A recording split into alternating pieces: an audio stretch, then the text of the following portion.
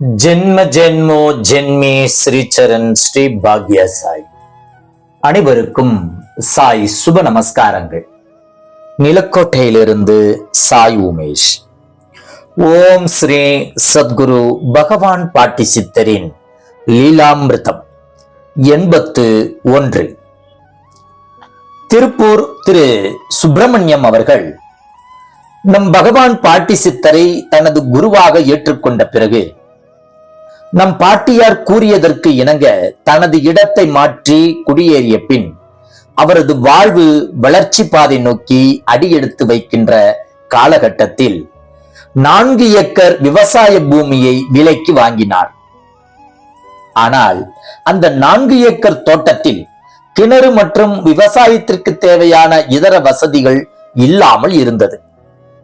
சரியான விவசாய வேலைக்கான ஆட்களும், கிணறு வெட்டுவதற்கான ஆட்களும், நீரோட்டம் பார்ப்பதற்கான ஆட்களும் கிடைக்காமல் அமையாமல் இருந்தார் திரு சுப்பிரமணியம் அவர்கள்.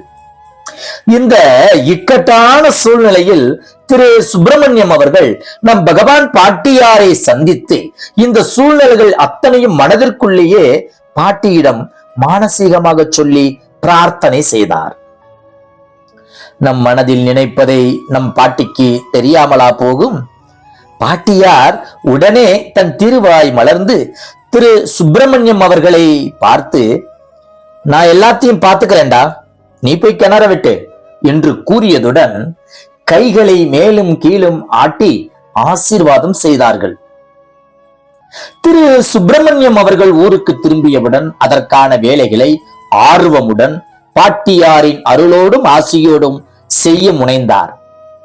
இவருக்கு முன்பாகவே நீரோட்டம் பார்க்கும் நிபுணர் இவருக்காக தோட்டத்தில் காத்துக் கொண்டிருந்தார். பிறகு அதே போல் தேவைப்படும் ஆட்களும் பாட்டியின் ஆசியால் உடனுக்குடனே அமைந்து கிணறு வெட்டு வேலையும் தடபடலாய் ஆரம்பிக்கப்பட்டது. பகவான் பாட்டியின் ஆசீர்வாதத்தால் தேவைப்படும் அளவிற்கு தண்ணீரும் கிடைத்தது, விவசாயமும் செழித்தது. அத்துணை வேலையும் நன்முறையில் முடிந்தவுடன் திரு சுப்பிரமணியம் அவர்கள் நம் பகவான் பாட்டி சித்தரை சந்தித்து நன்றி தெரிவித்து வழிபட டாக்டர் நடராஜன் ஐயா தோட்டத்திற்கு விரைந்தார். சென்று பாட்டியின் முன் அமர்ந்தார், மௌனித்தார். அப்பொழுது பாட்டியார் இவரை நோக்கி, டேய், எல்லா வேலையும் நான் தாண்டா பார்த்தேன், எல்லாம் நல்லபடியா முடிஞ்சிருச்சா என்றார்கள். பின்னர் திரு சுப்பிரமணியம் அவர்கள் பாட்டியாருக்கு நன்றி கூறி ஆசி பெற்று வீடு திரும்பினார் மிக்க மகிழ்ச்சியோடு. நாம் நம்பி பாட்டியிடம் மனதிற்குள் மானசீகமாக பிரார்த்தனை செய்தாலே போதும், பாட்டி நம் தொழில்களை முன்னின்று நடத்தி வைப்பார்கள். நம் சத்குரு பகவான் பாட்டி சித்தர் ஜீவசமாதி அடைந்த பிறகும் கூட தன்னை நம்பி அண்டி வந்தவர்களுக்கு புதிய தொழில் அமைத்து கொடுத்தும், வாய்ப்புகளை ஏற்படுத்தி கொடுத்தும், அவர்களை முன்னேற்ற பாதையில் சிறிது சிறிதாக அழைத்து செல்கிறார்கள் என்பதை கண்கூடாக நாம் இன்றும் பார்க்கலாம். இன்றும் நிறைய அன்பர்கள் ஜீவசமாதிற்கு வருகை புரிந்து வழிபாடு செய்து பயன் பெற்று வருகிறார்கள். நாமும் பயன் பெறுவோமா? பாட்டியை அனுதினமும் தியானிப்போம், செய்கின்ற தொழிலில் பலன் பெறுவோம். ஜெய் குரு பாட்டி, ஜெய் குரு பாட்டி.